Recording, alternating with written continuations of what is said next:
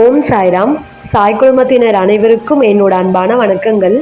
வீடியோக்குள்ளே போகிறதுக்கு முன்னாடி நம்ம சேனலை இன்னும் நீங்கள் சப்ஸ்கிரைப் பண்ணாமல் பார்த்துட்ருக்கீங்கன்னா மறக்காமல் சப்ஸ்கிரைப் பண்ணி ஆல் பட்டனை கிளிக் பண்ணிடுங்க. ஸோ தட் நான் போடுற வீடியோஸ் ரெகுலராக உங்களுக்கு நோட்டிஃபிகேஷனில் வரும். ஸோ வாங்க வீடியோக்குள்ளே போயிடலாம். இன்றைக்கி இந்த வீடியோவில் என்ன பார்க்க போகிறோன்னா, வியாழக்கிழமை அன்னைக்கு, அதாவது விநாயகர் சதுர்த்திக்கு மறுநாள் நான் பாபாவை பார்க்குறதுக்காக போயிருந்தேன்.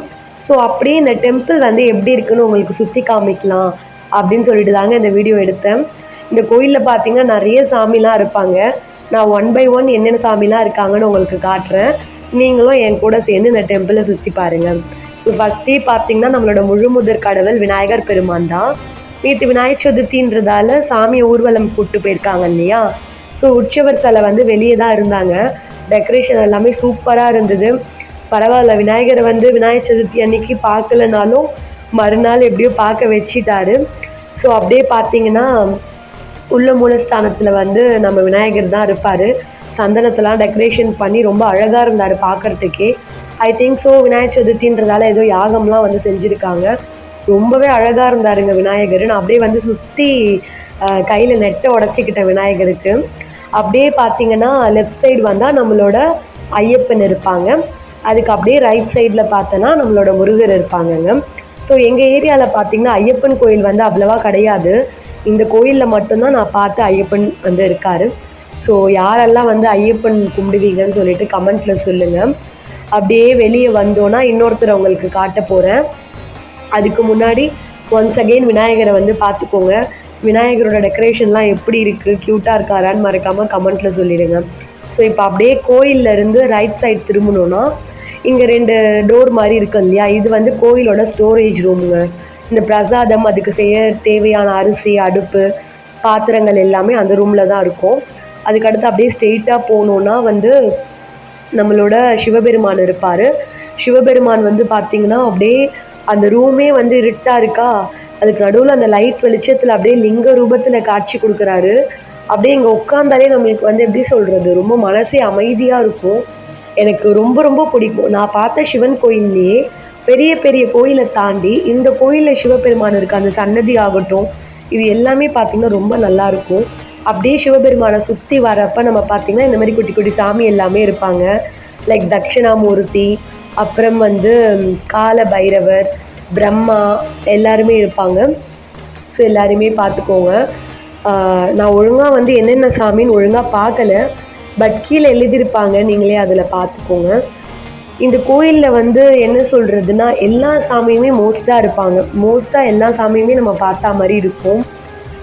எப்படி சொல்கிறதுனா, பாபாவை மட்டும் போய் நம்ம பார்க்குறோம் அப்படின்னு இல்லாமல் சுற்றி இவ்வளோ சாமியும் நம்ம பார்த்துட்டு வரப்போ ரொம்பவே சந்தோஷமாக இருக்கும் அந்த டேவே. ஒரு வாட்டி நான் பாபா கோயிலுக்கு போகணும் அப்படின்னு வந்துட்டேன்னா இவங்க எல்லாரையுமே பார்த்துருவேன் நான். அப்புறம் இந்த சைடு அப்படி சண்டிகேஸ்வரர் இருப்பார். சண்டிகேஸ்வரர்கிட்ட தான் நம்ம எல்லாருமே கை தட்டுவோமான்னு சொல்லுங்கள். ஒரு சாமி இருப்பாங்க, அவங்கக்கிட்ட போய் கை தட்டுவாங்க தானே. எனக்கு என்ன சாமின்னு தெரியல. சின்ன வயசில் இதெல்லாம் நான் பண்ணியிருக்கேன், பட் இப்போ சரியாக ஞாபகம் இல்லை. அந்த சாமி தானே அவர் அப்படின்றத எனக்கு சொல்லிவிடுங்க. யாரும் தப்பாக எடுத்துக்க வேணாம், தெரியல, அதனால தான் கேட்குறேன். அப்படியே சிவபெருமானெல்லாம் சுற்றிக்கிட்டு அப்படியே இப்படி வந்தோம் அப்படின்னா அம்மன் சன்னதி இருக்காங்க.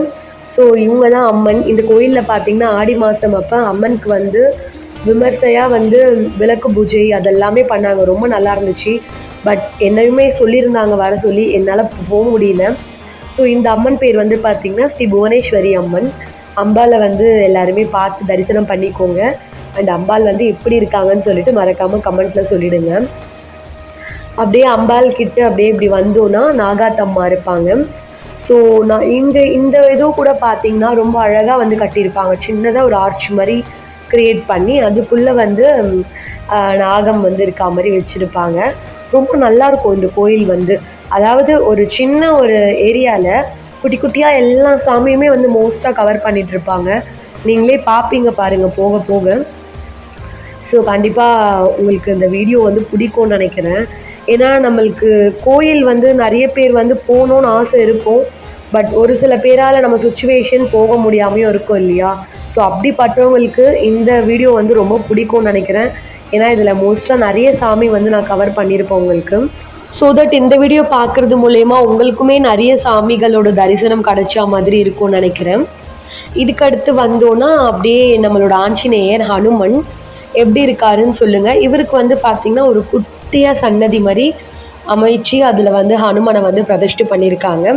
ரொம்ப குட்டியாக தான் இருக்குது, பட் பார்க்க அவ்வளோ அழகாக இருக்காரு பாருங்கள் லட்சணமாக. இவருக்கு வந்து சனிக்கிழமை ஆனால் ஒரு சில சிம்பிளான பூஜை எல்லாமே இங்கே பண்ணுவாங்கன்னு நினைக்கிறேன். அப்படியே ஆஞ்சநேயருக்கு ஆப்போசிட்டில் பார்த்தீங்கன்னா ஸ்ரீ பிரசன்ன வெங்கடேஸ்வர பெருமாள் இருக்கார். ஸோ பெருமாள் வந்து பார்த்திங்கன்னா நான் இவ்வளோ க்ளோஸாலாம் போய் எந்த கோயில்லையுமே பார்த்தது இல்லைங்க. இந்த கோயிலில் தான் நான் பார்த்துருக்கேனே. நீங்களுமே வந்து தரிசனம் பண்ணிக்கோங்க. நம்ம வந்து திருப்பதி போய் ஏழுமலையான கிட்ட பார்க்கலனாலும் இங்கே வந்து கோயிலில் போய் நம்ம பெருமாளை வந்து கிட்ட பார்த்துக்கலாம். பெருமாளை வந்து எல்லாருமே சேவிச்சுக்கோங்க. அண்ட் எத்தனை பேர் வந்து திருப்பதி போயிருக்கீங்க அப்படின்னு சொல்லிட்டு கமெண்ட் பண்ணுங்கள். நான் இது வரைக்கும் ஒரு வாட்டி கூட போகலைங்க, பட் போகணும்னு நினைக்கிறேன், முடியல. கண்டிப்பாக ஒரு நாள் போயிட்டு வரணும். ஏன்னா திருப்பதி போனால் திருப்பம் ஏற்படும்னு சொல்லுவாங்க.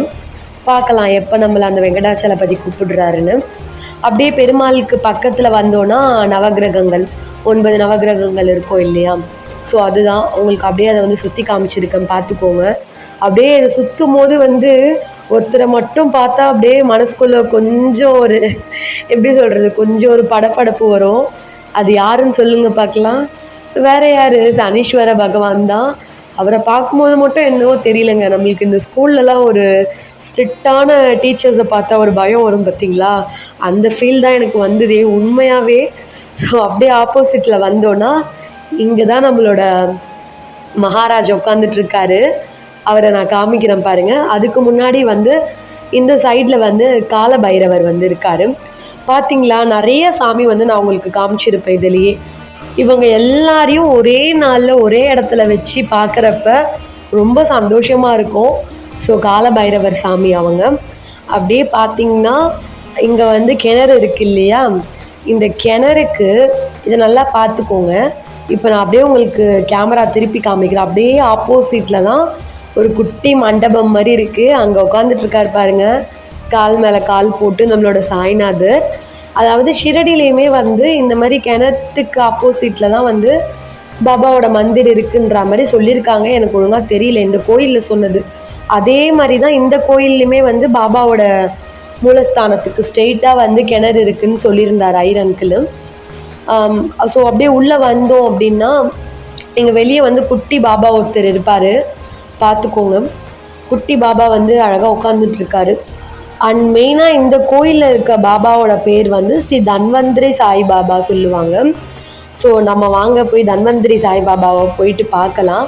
குட்டி பாபாவோட ஃபேஸ் வந்து க்ளோஸ்அப்பில் காமிச்சிருக்கேன், பார்த்துக்கோங்க. நான் எப்போ போனாலுமே பாபாவோட இந்த ஜா வந்து பிடிச்சி பேசுவேன். எனக்கு அது ரொம்ப எப்படி சொல்கிறது, ஒரு பழக்கமான விஷயம். அந்த விஷயத்த பண்ணிவிட்டு கோயிலேருந்து வரலன்னா எனக்கு ஒரு சாட்டிஸ்ஃபேக்ஷனே இருக்காதுன்னு வச்சுக்கோங்களேன். அதுக்கு அடுத்து அப்படியே உள்ளே போனோன்னா நம்மளோட மூலவர் பாபா வந்து இருப்பார். இப்படி தான் வந்து பாபா வந்து இன்றைக்கி டெக்கரேட் பண்ணியிருந்தாங்க. ஸோ நான் உங்களுக்கு பாபாவை வந்து கிட்ட போய் காமிக்கிறேன் பாருங்கள், க்ளோஸ்அப்பில் பார்த்துக்கோங்க. அப்படியே இந்த வாசப்படியில் கால் எடுத்து வச்சுட்டாலே போதுங்க, அப்படியே நான் சந்தோஷமாக போய் பாபா நான் வந்துட்டேன் பாபா உங்களை பார்க்குறதுக்குன்னு அப்படியே மனசுக்குள்ளேயே சொல்லிப்பேன். பாருங்கள் பாபா வந்து எவ்வளோ அழகாக உட்காந்துட்ருக்காருன்னு சொல்லிட்டு. அவரோட ஃபேஸில் வந்து அந்த என்ன வார்த்தை சொல்லி எனக்கு டிஸ்கிரைப் பண்ணுறதுனே தெரியாது. ரொம்ப இன்னசென்ட்டாக இருக்கும் பாருங்களேன் அவரோட ஃபேஸே.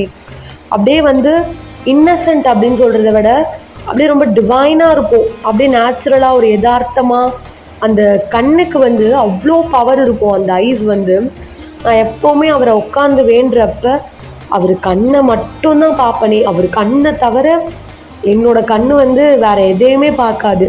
அவ்வளோ பவர் இருக்குது அந்த ஐஸுக்கு வந்து.